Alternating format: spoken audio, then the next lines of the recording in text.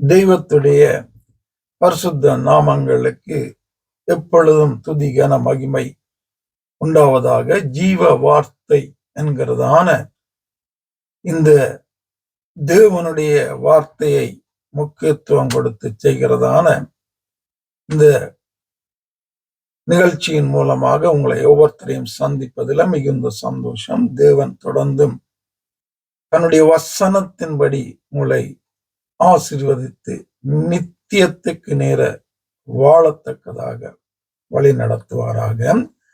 அப்போஸ்தலர் 10ஆம் அதிகாரத்துல கொர்நேலியு என்பவருடைய வாழ்க்கையை குறித்து பார்த்து கொண்டு வருகிறோம். தேவ பக்தி உள்ளவராயிருந்து தன் குடும்பத்தை தேவனுக்கு நேர நடத்துகிறவராயிருந்து தேவனுடைய வார்த்தையின்படி வாழுகிறவராயிருந்து தினமும் ஜபிக்கிற தேவனோடு உறவாடுகிற ஒரு மனுஷனாய் இருக்கிறாரு. அப்படி இருக்கும்போது அங்கே அவருடைய வாழ்க்கையில ஒரு காரியம் நடக்கிறது.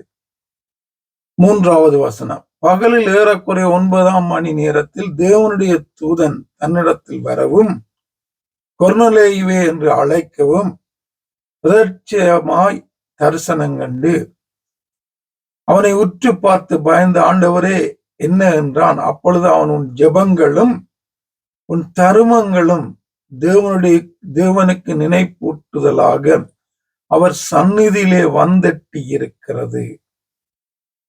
இப்பொழுது நீ போய் பட்டணத்துக்கு மனுஷரை அனுப்பி, யோப்பா பட்டணத்துக்கு மனுஷரை அனுப்பி பேதுரு என்ற மறுகொருப்பர் கொண்ட சீமோனை அழைப்பி என்கிறதாக ஒரு தரிசனத்தை அவர் காண்கிறார். தேவ தூதனுடைய ஒரு தரிசனத்தை இந்த மனுஷன் காண்கிறார். கண்டு அங்கே தேவதூதன் இவரோடு பேசுவதை, உறவாடுவதை அங்கே காண்கிறார், உணர்கிறார். யார் தரிசனங்களை காண முடியும்? யார் தேவனுடைய தூதனா சந்திக்கப்பட முடியும் என்று பார்த்தா, அந்த மனுஷன் தேவனுக்கு பயந்து குடும்பமாய் தேவனை தேடி தேவ வசனத்தின்படி வாழ்ந்து கிரியை செய்து எப்பொழுதும் தேவனோடு உறவாடுகிற ஒரு மனுஷனாய் இருக்கும் போதுதான் இந்த தரிசனங்கள், சொப்பனங்கள் மூலமாக ஆண்டவர் அந்த ஒரு மனுஷனோடு பேசுவார்.